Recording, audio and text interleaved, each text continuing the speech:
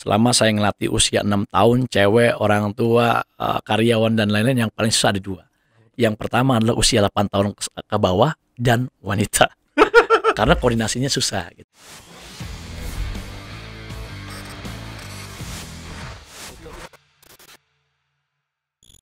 Coach, Ya. mungkin kita di futsal sudah cukup banyak, kita mau ke profilnya Coach Andre. Oke. Banyak yang mengenal Coach Andre sebagai pelatih futsal. Tapi awalnya tuh apa sih Coach? Awalnya banget nih.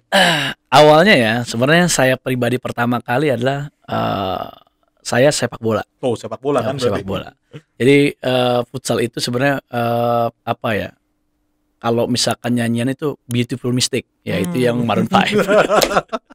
Jadi terjerumus. Betul, terjerumus tapi yang baik. Oke. Jadi pertama kali sebenarnya semua cabang olahraga saya mainkan gitu loh, Mas.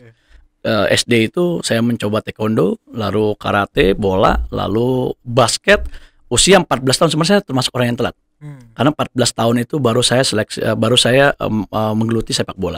Dan mulainya awalnya dari kiper sebenarnya, karena paling tinggi ya. Oke. Mau nggak mau biasa tinggi, udah kiper aja deh biar gampang bola tingginya. Dari kiper, lalu kiper coba back karena cedera, tempo hari back ke tengah kanan kiri, baru terakhir striker.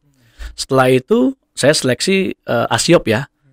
Sekali lagi selamat ulang tahun buat Asiop yang 24. Ya pertama kali 98 kita seleksi dari 1.000 orang, seleksi lagi 300, seleksi lagi 100 di Menteng, ada dua tuh. Yang 100 di Menteng, yang 200 di Simpruk. Yang 100 itu adalah pemain yang terbaik yang dipilih dari 12, 14 sama 16. Lalu dipilih lagi 10 pemain terbaik yang akan ke Jerman dengan Bokapape. Bokapape itu asli Jerman. Dan 10 pemain itu alhamdulillah saya masuk ke 10-nya karena yang diseleksi adalah teknik dasar dan lain-lain. Ini tahun 98 Coach. Tahun 98 sebelum akhirnya saya stop itu gara-gara moneter ya. Oke. Terjadi kerusuhan di mana-mana, lalu pindah Asiop ini, dan saya pun pribadi tahun 2098 itu kebetulan saya ditinggal sama orang tua, almarhum papa. Dari situ saya mandiri. Alhamdulillah hidupnya dari sepak bola sebenarnya. Yang dibayar tarkam 30.000, tabungin ini buat bayar sekolah, lalu bisa beli sesuatu dari sana. Dari 14 tahun sampai sekarang sebenarnya hidup saya dari sepak bola dan futsal gitu loh. Nah, setelah itu di Asiop lalu ada 17-18 tetap menggeluti sepak bola karena memang mata pencarian di situ. Nah, saat 18 tahun itu ada seleksi Persija. Suratin ya. Oke. Sekarang IPA nih namanya. Ya, IPA 16, 18, 20. Nah, itu Persija. Nah, saya masuk dalam Gumarang FC, salah satu tim perserikatan Persija. Tim internalnya Internal. ya. Nah, itu tapi kalau misalkan dilihat itu pemainnya luar biasa baik. Siapa aja Coach? Mirobaldo Bento, Waduh. Bosco, Joel Afridal. Bosco. Iya, hampir semua pemain-pemain yang pernah tim nasional di sana. Saya masih 18 tahun main di sana agak canggung juga gitu loh. Karena melihat, tapi mereka termasuk panutan saya dalam artian karena mereka yang motivasi kita. Kamu jadi pemain bola, ya latihan seperti ini. Latihan dulu masih di velodrome ya, sebelum jadi sarana atletik sekarang di velodrome. Kita latihan seminggu 2-3 kali di sana. Lalu ada seleksi Persija, saya coba sambil saya apply yang namanya ke kampus-kampus karena kita maunya free. Saya coba apply ke Perbanas, lalu ke Stay Indonesia di Mangun. Lalu alhamdulillah di Persija itu dapatlah masuk tim 18 itu kalau nggak salah Bang Isman Jasumi pelatihnya, yang dulu pelatih Persija. Sekarang kemarin terakhir dia berlatih PON DKI. Sayangnya DKI nggak lolos gitu. Setelah itu coba, akhirnya apply di Perbanas, dapat sebenarnya di Perbanas. Tapi permasalahannya adalah saya harus bayar 50%. Karena atlet yang di sana harus bayar 50%. Dan biaya cukup tinggi untuk di Perbanas. Akhirnya dapat di Stay Indonesia. Dan dari sana futsal itu pertama kali saya bermain. Masuk di situ. Betul, karena setelah Persija itu selesai, saya ternyata masuk dalam PON. Ya, Prapon dulu. Yang pelatihnya adalah dirteknya Benasium, lalu pelatih kepalanya Om Resdianto. Pelatih kepala ini adalah pelatih saya kedua di Persija ya, tahun 2002, 2001, 2002 saya lupa. Beliau yang menjadikan saya striker, padahal saya gelandang. Karena lebih banyak golin di gelandang gitu loh. Dia menjadikan saya striker walaupun saya nggak bisa tadinya. Dia bilang coba. Akhirnya dari situ saya mulai striker dan lain-lain. Nah, pilihan yang pertama adalah ikut Om Riz ke Arema atau saya harus kuliah gratis. Dilematis banget. Akhirnya saya pikir gini, coach, saya manggil Om dulu ya, bukannya coach. Coach masih jarang banget itu zaman kita. Om, izin saya 3 tahun kuliah, nanti ikut Om ke Arema atau dimanapun. Saya bilang, sampai saat ini saya belum ketemu kontak beliau nih. Beliau adalah orang yang berjasa ya, Om Resdianto. dia ke Arema, saya coba masuk stay Indonesia, di situ ada futsalnya. Dan saya pertama kali itu luar biasa. Pelatih saya adalah pemain UMS, orang tua dari Socrates Matulesi atau Caca tim nasional. Namanya Om Jimmy Matulesi. Nah itu pemain juga. Ketika saya kontrol bagian dalam, itu kata-kata kasar ada di mulutnya keluar semuanya. Sorry ya, mohon maaf. Yang inilah goblok lah, tolol dan segala macam. Terus saya bilang, ditanya, berapa lama main futsal? Baru hari ini, karena wajib setiap pemain yang scholarship itu wajib main futsal di sana dan sepak bola. Karena ada asmaja juga kan. Saya ikut asmaja, lalu saya ikut futsal juga. Setelah itu saya dipisahin, latihan terpisah yang namanya isolasi. Passing, kontrol ke tembok itu aja, 10 menit. Lalu saya belajar, ajarin dong coach. Ajarin dong om bagaimana cara main futsal yang baik dan benar.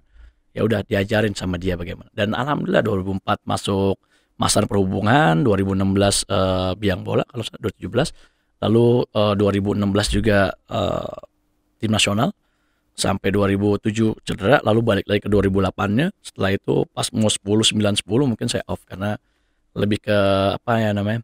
Keluarga sih. Jadi saya punya anak, lalu anak saya itu kalau saya tinggalin itu dia sakit. Itu lama. Jadi lebih ke batin sih. Nah itu yang buat saya stop tahun 2012. Karena terakhir itu ketika saya tarkam ya, saya sering seminggu di rumah, 2 minggu itu di luar kota sebenarnya. Ya setelah itu pertama dia datang, saya datang dia bilang anaknya sakit panas, ke dokter aja.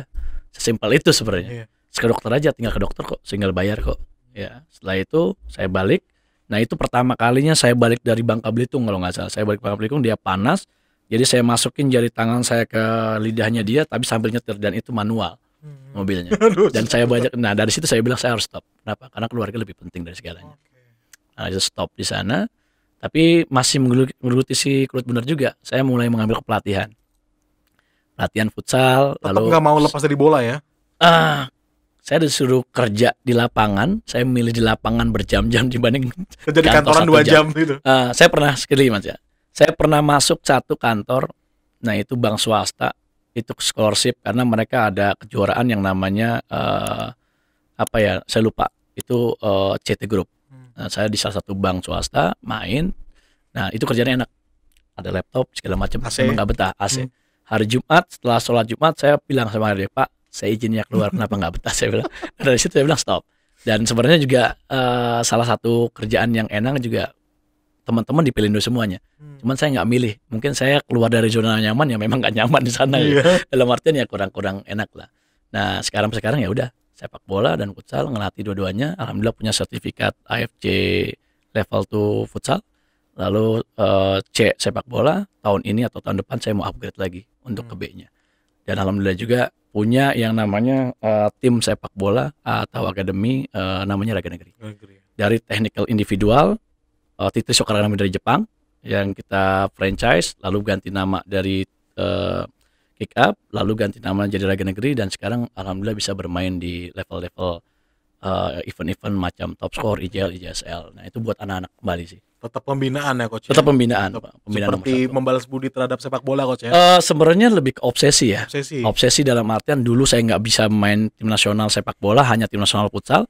Sekarang bagaimana kita menciptakan pemain jadi pemain tim nasional sepak bola, itu yang saya harapkan gitu. Jadi di balik layarnya ya, di balik layarnya. Tapi namun juga walaupun mungkin coach di bola mungkin belum karena suruh memilih coach ya. Nah, tapi di futsalnya coach berhasil membawa timnas putri juara AFF, terus juga medali di SEA Games. Apa sih coach resepnya coach? Resepnya sabar, karena saya jujur ya. Karena putri ngomong-ngomongin saya potong nih, putri lebih sulit daripada putra dimanapun cabur olahraganya. Itu kendala sebenarnya. Saya berterima kasih sama istri ya. Istri mendukung juga karena saya harus melatih tim putri tahun 2014 pertama kali pegang Jaya Kencana.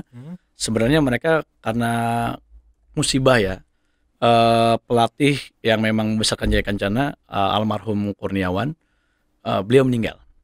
Lalu sebagian besar tuh 2010 saya pernah megang pemain putri sebenarnya. Di 2010 di JCI belum ada yang namanya klub-klub, lalu saya kumpulin lah pemain-pemain futsal. Itu ada Citra Disti, ada Anggi, ada ya whatever, sekarang banyak pemain-pemain yang sudah menjadi pemain tim nasional. 2010 mereka megang mereka, 2014 mereka mengundang saya untuk coach bantu dong, kita nggak ada pelatihnya nih. Si pemain tuh kayak yang minta main, lalu ownernya juga kita bicara sama owner. Saya cuma minta satu, tolong waktunya disesuaikan waktu saya karena saya ada kerjaan lain yang namanya dulu masih T3 ya, sorry Super Skill, sorry T3 berarti 2014. Saya ngelatih T3 itu karena franchise dari Jepang. Jadi ada technical individual, ada franchise-nya Jepang, lalu Cina, Australia dan Indonesia keempat. Nah saya head coach se-Indonesianya. Saya bilang kalau memang mau ini saya silakan, saya coba buat. Ya udah akhirnya bicara sama pemain, sama ayah juga, saya panggil ayah ya, dan ibu ya salah satu pemilik Masjid Kubah Emas, almarhum Dian Amaris anaknya. Beliau yang memberi kesempatan saya, coach bisa bantu anak atau tidak? Oke, saya bantu. Dan saya melatih cewek itu pertama kali. Saya bilang gagal. Kenapa saya bilang gagal? Pertama kali saya gagal itu adalah hanya ada waktu seminggu untuk persiapan AFF Club. Aduh. Ya. Dan saya belum tahu, pemainnya tahu, tapi cara mainnya mereka hampir libur sebulan karena pelatihnya meninggal, akhirnya susah gitu loh. Saya coba adaptasi dan lain-lain, banyak pelajaran yang saya dapat di sana ya, banyak sekali. Termasuk bagaimana track pemain, bagaimana untuk bersosialisasi dengan mereka, bagaimana melatih mereka. Ternyata selama saya ngelatih usia 6 tahun, cewek, orang tua, karyawan dan lain-lain, yang paling susah ada 2. Yang pertama adalah usia 8 tahun ke bawah dan wanita. Karena koordinasinya susah gitu loh. Jadi wanita tuh mungkin karena ini coach ya. Kodrat sih. Kodrat ya. Betul. Memang karena mereka memang lahir memang dari skill dasar juga mungkin belum menguasai coach ya. Betul. Itu yang PR-nya. Nah, sebenarnya ilmu dari super skill dari T3 itu saya kasih ke mereka dan itu berhasil. Nah, makanya saya buat ada program yang dari kita punya ya, namanya Kick Up.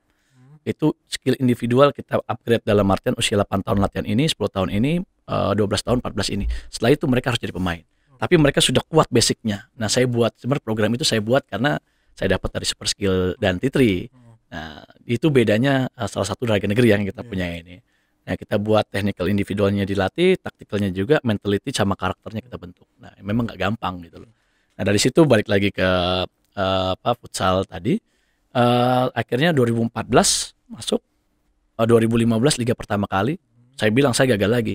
Karena saya kalahin semuanya di penyisian, tapi di final saya kalah sama UPI. Jadi saya cuma juara 2. Sama UPI ya Bos ya? Ya, saya peringkat 2. Ya memang karena UPI memang kampus. Betul, satu, mereka tanpa latihan pun, nggak ada liga pun, mereka tetap latihan. Bedanya itu, kita beda ya, kita disiapkan gitu. Tapi saya bilang sama ownernya, ya alhamdulillah dijabah sama beliau, coach butuh apa lagi supaya kita bisa juara? Satu, ya saya hanya butuh latihan jangan berhenti. Walaupun tidak ada liga, tetap latihan seminggu 2 kali minimal. Tujuan apa? Tujuan apa? Program yang kita buat ini bisa mereka terima dengan baik sampai akhir nanti. Saya bilang gagal karena juara cuma 1, 2, 3 peringkat. Saya bilang ya udah, oke, tahun depan coba bikin program, periodisasi latihan dan lain-lain. Saya coba berikan ke manajemen, ya mereka menyetujuinya. Nah, enaknya adalah kita punya lapangan sendiri. Jadi kita nggak perlu sewa-sewa. Nah itu ya dulu ya zaman saya itu Jaya Kencana itu punya lapangan sendiri di Rakamulang. Betul. Jadi kita mau latihan kapanpun, guling-gulingan pun. Tapi ketika mau liga mulai, kita harus sewa lapangan di Sawangan. Ya, nasional itu kan ada lapangan tuh yang internasional, karena ini standar cuma nasional aja di JK. Nah, persiapan, main dan lain-lain, saya cuma bilang mudah-mudahan ini juara nih. Akhirnya kita main sampai finalnya ketemu dengan tim yang sama, yang namanya UPI. Saya sudah prediksi. Tapi saya lihat semua video mereka berulang-ulang dan lain-lain. Kita coba set di latihan, ya alhamdulillah itu berhasil. Kita menang 4-2, itu juara pertama kali yang saya pegang. Ya akhirnya rezekinya adalah ketika tim juara itu mereka akan bermain di AFF Invitation Myanmar. Dan itu hanya ada waktu 1 bulan. Dan itu di bulan puasa juga. Ini kendala saya nggak tahu. Rezekinya selalu di bulan puasa kayaknya. Ya sama JK dapatnya bulan puasa, lalu persiapan AFF-nya bulan puasa, lalu SEA Games pun di bulan puasa sebenarnya. Dan Myanmar juara ya? Dan Myanmar juga. Juara ya coach ya? Di Myanmar. Juara alhamdulillah, juara. Dan itu pertama kali futsal putri kita juara. Dan alhamdulillah saya dapat yang namanya undangan dari tabloid bola. Ya pelatih-pelatih terbaik dan ada 1 yang namanya futsal putri. Saingan saya, Reki Mainaki, saya udah pasti kalah gitu loh. Dan ada Peter Wade juga masuk tempo hari kalau nggak salah. Saya bilang udah pasti kalah. Tapi alhamdulillah yang buat saya bangga adalah yang buat kita futsal menang adalah futsal ada di sana dan orang melihat bahwa futsal itu ada. Ya. Dan yang paling penting adalah kita bisa ngalahin yang namanya Thailand, Vietnam dan lain-lain untuk meraih juara. Saya bilang futsal itu ada. Ya, beruntungnya adalah saya mengambil 3 pemain terbaik UPI. Nah sebenarnya kendala juga Ketika saya harus menyeleksi pemain yang ada di JK dan harus mengambil pemain luar supaya mengisi slot saya, akhirnya saya mengambil 3 pemain terbaik dari UPI. Yang pertama adalah Tiadarti, Novita Murni, satu lagi Rosdiana. Saya cuma bilang sama owner, saya harus ngambil mereka karena yang kita lawan adalah tim nasional. Dan terbukti, ketika SEA Games saya ketemu pemain yang sama dengan pelatih yang sama di SEA Games. Saya bilang saya bawa mini tim nasional, ya udah silakan. Dan alhamdulillah diiyakan sama ownernya ya. Kalau tidak mungkin kita jadi bulan-bulan di sana. Sebenarnya banyak masyarakat orang Indonesia yang ragu dengan kita. Karena berangkat di sana hanya persiapan 1 bulan, di masa bulan puasa juga ya. Tapi alhamdulillah doa kita pribadi, orang tua, sama persiapan kita yang terlebih adalah sebenarnya niatan ya. Ketika itu saya jujur, saya punya niat untuk mudah-mudahan bisa jadi juara. Jadi banyak futsal putri atau atlet putri itu berniat untuk menjadi atlet futsal. Nah, saya berharap di sana dan ternyata prove it, berhasil. Kenapa saya bilang berhasil? Banyak futsal putri sekarang yang main futsal atau sepak bola. Bahkan di mabol-mabol atau funball pun sekarang banyak sekali. Perempuan-perempuan sudah mulai bermunculan. Betul. Nah, itu yang kita harapkan, yang saya harapkan, bahwa sepak bola ini bukan untuk kaum Adam aja tapi Hawa pun boleh. Coach, putri Coach, mungkin penasaran saya di beberapa pertanyaan lagi sebelum kita close. Putri itu kan memang lahir dengan mereka mungkin penuh dengan hati-hati, dengan perasaan. Bagaimana Coach akhirnya? Kalau di bola, kalau di putra salah dikit kita judge apa lu gini. Mereka cuman oke Coach maaf. Tapi kalau putri gimana Coach? Cara melakukan mereka? Ya kalau di agama saya, kebetulan saya Muslim, wanita itu diciptakan dari rusuk. Ya, jadi mereka bukan di kepala untuk terlalu diagungkan atau di kaki untuk diinjak-injak, tapi di sebelah atau di rusuk, di tulang rusuk sebelah kita. Kita berusaha untuk, saya pribadi banyak kejadian yang terjadi sebenarnya, tapi coba mendalami, coba belajar. Tapi beruntung saya sudah punya istri, jadi gampang untuk diskusi sama beliau. Dan beliau pun yang banyak ngasih masukan. Nggak ada saling curiga ya Coach ya? Enggak. Kalau saya pribadi ya terbuka sih biasanya memang, dan menjaga jarak ya. Karena memang saya menghargai juga, saya coba jarak. Tujuannya adalah supaya menghargai mereka juga. Banyak hal yang saya tanyakan ke dia dan sebanyak hal yang saya observe sendiri. Termasuk satu ya. Ada pemain itu yang mohon maaf, cewek itu dikaruniai memang harus datang sesuatu lah tiap bulannya. Nah itu ada pemain yang harus kita catat. Ada mereka yang lagi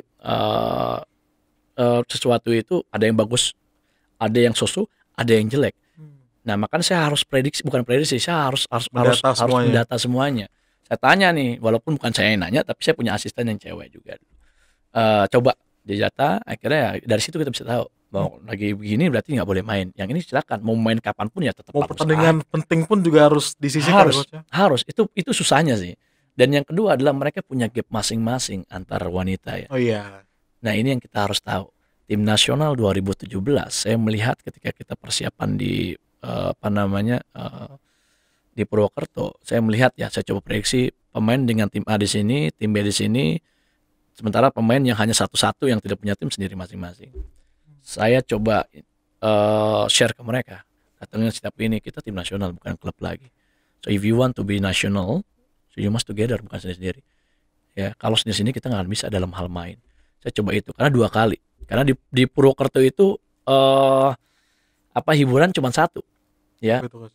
Nonton bioskop doang, udah nggak ada lagi sama Batu Raden. Jadi mau nggak mau ke situ untuk coba melihat bagaimana perilaku mereka. Ya ternyata seperti itu. Ya coba melerai mereka. Bahkan pun saya dicurigai bahwa kok curang milih tim sana. Walaupun saya Jaya Kencana ya, pelatihnya dulu ya. Saya bilang, guys, sebenarnya kalian pun nggak layak untuk masuk. Saya bilang gitu. Kalau misalkan memang nggak layak, saya nggak akan masukin. Dan saya pun bilang, anak saya pun mau seleksi pun sama. Ya walaupun saya sekarang megang anak saya juga di sepak bola, saya bilang sama, nggak ada yang beda-bedain. Jadi bagus masuk, nggak bagus selesai. Saya pun masukin 3 pemain dari luar. Itu bukan saran ya. Saya minta sama Vicky Herman, beliau juga ya. Saya tanya bagaimana kalau misalkan ada pemain terbaik ini, saya masukkan untuk seleksi tim nasional. Boleh nggak? Silakan. You are the head coach, you can choice. Terus saya masukin 3 pemain. Walaupun banyak orang bilang kok nyalahin dan segala macam, saya masukin Zahra Musdalifah, saya masukin Daniela Dapna, saya masukin Ranti. Dan hebatnya 3 pemain ini adalah tim nasional sepak bola sekarang. Berarti saya tidak salah pilih. Jadi memang sudah diprediksi dari 2017. Dari 2017. Dan sekarang juga selain di sepak bola juga di entertainment juga mereka unggul juga. Betul. Daniela Daphne sekarang kuliah di Amerika dan bermain di sana.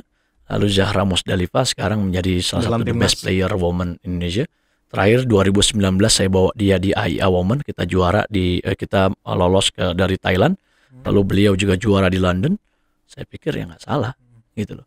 Dan walaupun mereka mencibir nggak bisa coach, saya bilang pelatihnya saya. Saya minimal ketika saya dapat 21 nama terbaik di Indonesia, saya lihat di siaran TV juga, saya juga live juga, lalu saya juga jadi komentator, saya tahu apa yang yang terbaik buat futsal putri kita. Saya ambil 3 pemain ini. 3 pemain ini sebenarnya dari Liga Nusantara. Berarti regulasinya jelas. Saya tidak salah untuk mengambil dari mana, tapi saya lihat dari Liga Nusantara 3 pemain tersebut, terus saya ambil mereka, saya ikut seleksi. Walaupun hanya 1 yang lolos, yang namanya dari Daniela Daphne. Karena dari sisi permainan oke. Gitu loh. Tapi sayangnya nama dia didaftarkan untuk Asian Indoor Game, kita tidak berangkat di Asian Indoor Game karena masalah dana. Setelah kita dapat medali di SEA Games, lagi-lagi dana lagi gitu berangkat. Yes, itu yang agak berat. Nah, makanya saya bilang, dan hebatnya dia, ketika dia gagal, dia datang ke sana, coach saya mau sepak bola untuk 2018 tahun depan. Bisa latih saya atau tidak? Padahal dia tidak berangkat di SEA Games dan dia tidak jadi ke Asian Games. Ya, itu bedanya orang yang punya karakter sama mentality bagus. Dan alhamdulillah dia jadi pemain masuk di 2018 Asian Games yang namanya dari Daniela Daphne. Gitu. Luar biasa tadi perjuangan coach. Coach, pertanyaan terakhir coach untuk menutup, kita juga mungkin banyak juga penasaran dari saya dan teman-teman. 2007 sampai 2010 futsal itu menjadi primadona coach. Betul. Di permainan cowok-cowok pasti futsal. Betul. Sekarang mulai bergeser ke sepak bola coach. Oke. Menurut coach, pertama apa yang mempengaruhi itu? Mungkin selain karena banyak lapangan, dan kedua apakah mungkin nggak sih coach futsal tuh kembali menguasai olahraga Indonesia coach? Permainan weekendnya gitu. Oke, pasti futsal masih. Kenapa saya bilang masih? Saya CEO dari AAFI. AAFI itu Akademi Asosiasi Futsal Indonesia. Bersama Coach Robi Hartono yang juara AFF 2010, saya Karmadi sekarang asisten Kensuke, ada beberapa pemain juga gitu, pemain mantan tim nasional. Kita coba mengakomodir di AFI itu ada kejuaraan setiap daerah ya. Saya punya grup 50 mas, di seluruh Indonesia. Di beberapa daerah itu termasuk Sabang sampai Merauke, Papua pun mereka ada tim liganya, tim futsalnya. Usia 13, 16 dan nantinya 19.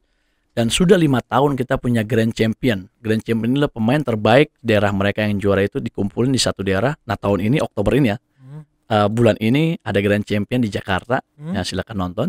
Bulan ini coach ya? Bulan ini kita baru meeting kemarin saya sama Coach Robi. Rencananya di AAT Futsal atau di mana? Venue-nya belum di. Nah itu ada dari Papua, dari Aceh, dari Kalimantan, dari Jakarta, mereka main di sana. Tujuan adalah regenerasi, itu pertama. 13-16 aman. Dan jangan salah, pemain PON itu yang dari Jabar, kebanyakan mereka bermain di AAFI. Sebelum ke Jabar dan sebelum ke Timnas 20. Contoh, Habibi, Dewa, Rizky, dan lain-lain, Rio Pangestu. Mereka main di liga kita AAFI. Dan alhamdulillah AAFI sudah diakui federasi bahwa kita adalah asosiasi yang membantu federasi ke depannya. Ya.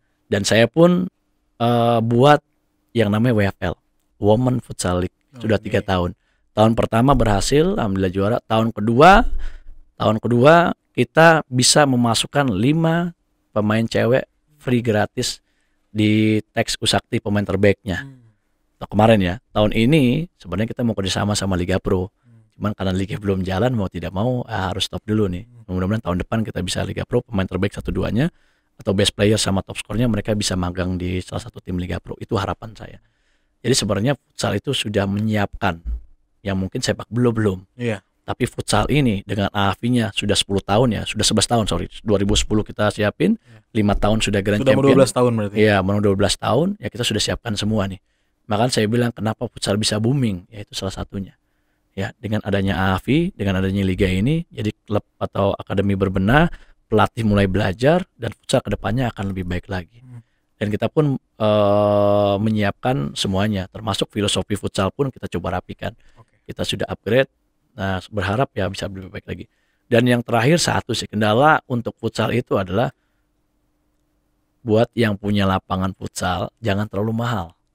Karena mereka lebih kepada bukan pembinaan, lebih kepada komersial. Karena kita pun saya mau coba untuk pemain ini bisa bermain di lapangan internasional tapi harganya luar biasa, sementara kemampuan nggak ada, ini repot. Nah mudah-mudahan dalam waktu dekat saya coba hubungin salah satu GOR, jadi pemain putri kita bisa bermain di GOR tersebut dengan standar internasional. Ya, nah itu yang dibutuhkan. Dan sekali lagi pemerintah kalau futsal mau maju, ya tolong buatkan yang namanya GOR. Minimal gini, GOR itu bisa diberdayakan untuk futsal. Karena Sunter bisa dipakai untuk basket, kenapa futsal tidak? Betul. Ya, mungkin Pak Anies tolong dibantu. Belum ada yang futsal yang benar-benar betul seperti basket sudah punya Mahaka gitu ya, yang benar-benar ini ya. Iya betul, itu maksudnya minimal ada sarana prasarana yang bisa digunakan karena positif itu Mas. Kenapa saya bilang positif dengan olahraga? Mereka tidak melakukan hal yang negatif yang namanya drugs dan lain-lain. Ini olahraga positif, harusnya bisa didukung supaya generasi milenial kita cerah dalam berpikir, cerah, sehat badan jasmaninya. Dan penting punya cita-cita ya Coach ya. Betul, cita-cita penting. Karena ya jujur ya alhamdulillah Women Futsal League yang kita bangun ini tahun keduanya kita bisa memberikan scholarship beasiswa di Teks Usakti yang mereka gratis gitu loh. Dan ini sampai terusnya. Tahun seri ketiga pun sesi ketiga itu sama. Tapi saya mau ada perbaikan bagaimana kerjasama dengan Liga Pro. Ya tahun depan yang terbaik dari kita itu mereka bisa bermain. Dan salah satu yang hebatnya adalah AAFI dan Women Futsal League ini di bawah supportnya federasi. Makanya kita punya logo federasi futsal yang mungkin kejuaraan wanita yang lain tidak punya. Karena kita mau disupport langsung. Tidak berjalan sendiri ya? Iya, tidak berjalan sendiri. Sebenarnya berjalan sendiri awalnya. Awalnya. Baru kemarin minggu lalu Sekjen telepon saya, kamu buat ini. Iya, kok bisa kerjasama dengan media kita yang namanya Satu Indonesia?